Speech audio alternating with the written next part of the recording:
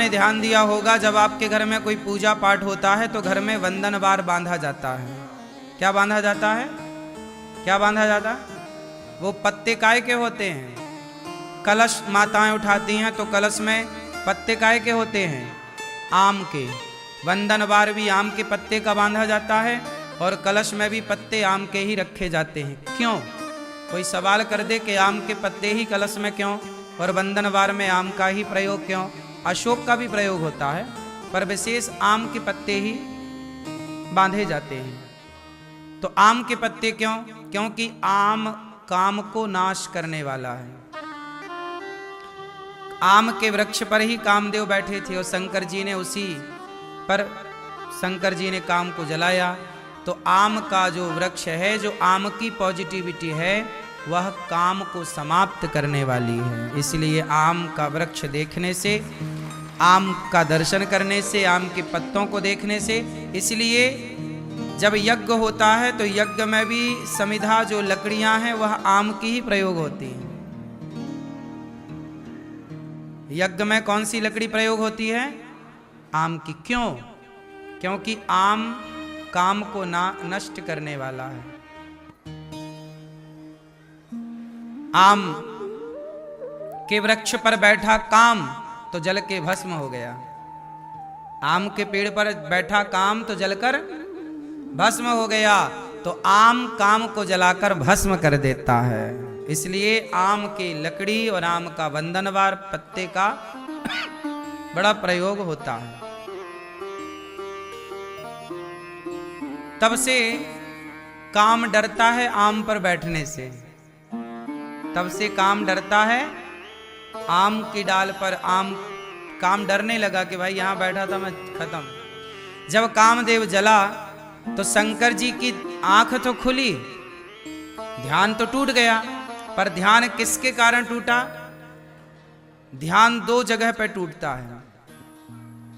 या तो देखो, शंकर जी ने विवाह किया पार्वती से, तो विवाह किसके प्रभाव से किया? काम के प्रभाव से कि राम के प्रभाव से? शंकर जी काम को जलाकर राख कर चुके हैं तो काम का तो प्रभाव हो गया खत्म। शंकर जी ने विवाह तो किया है, लेकिन पहले किसको जलाया? काम को जलाया।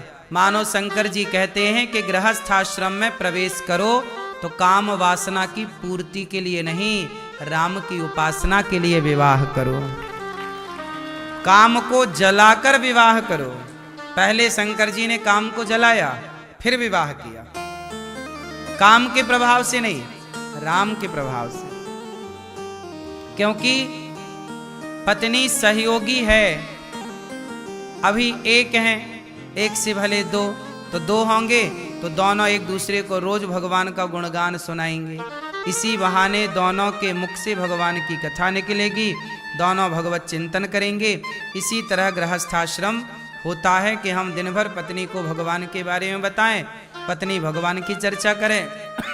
इन्हीं अच्छी बातों में, अच्छी चर्चा में दिन रात बीते।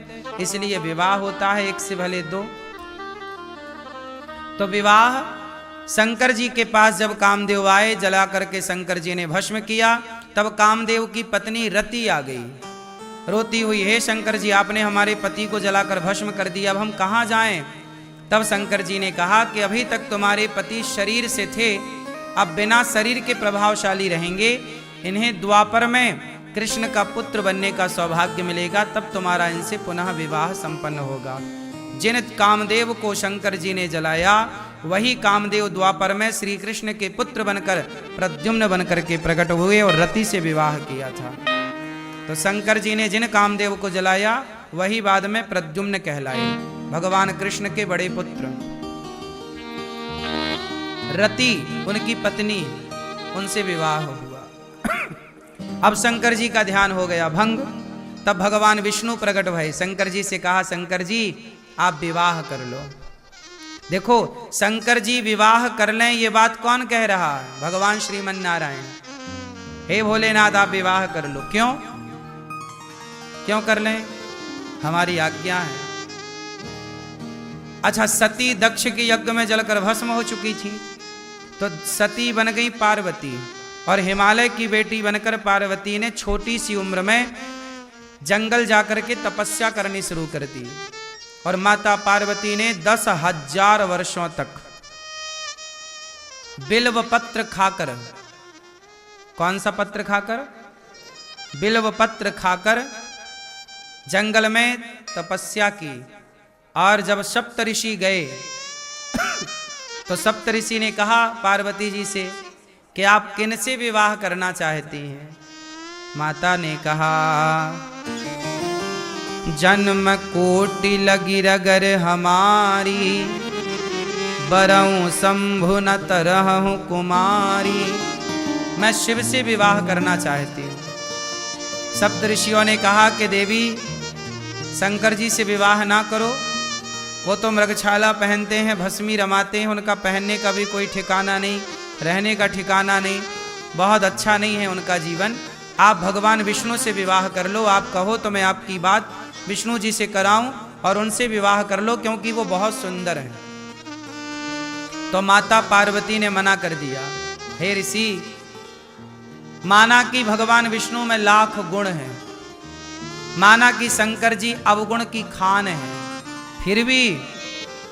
फिर भी महादेव अवगुण भवन, विष्णु सकल गुण खान। महादेव अवगुण भवन, विष्णु सकल गुण धाम। जेहि कर मनोरम जाहि सन, तेहि तेहि सन काम। पार्वती मैया ने बढ़िया बात कही कि माना कि भगवान विष्णु में लाख गुण हैं, शंकर जी में अवगुण हैं, फिर भी मैं विवाह करूंगी तो शंकर जी से करूंगी।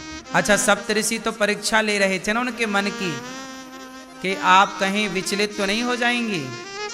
तब पार्वती मैया विचलित नहीं हुई। तब भगवान शंकर को सप्तऋषियों ने मैसेज दिया कि आप उन्हें स्वीकार करिए, वो आपके सिवा किसी को पति रूप में नहीं चाहती।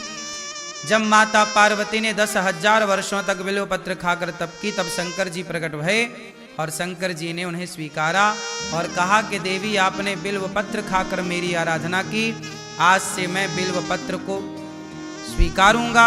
तब से भगवान शंकर को बिल्व पत्र चढ़ने लगी। बिल्व पत्र बहुत प्रिय है, क्योंकि माता पार्वती ने इसे खाकर, पत्ते खाकर 10,000 वर्ष गुजारे थे, इसलिए शंकर जी को बिल्व पत्र चढ़ती है।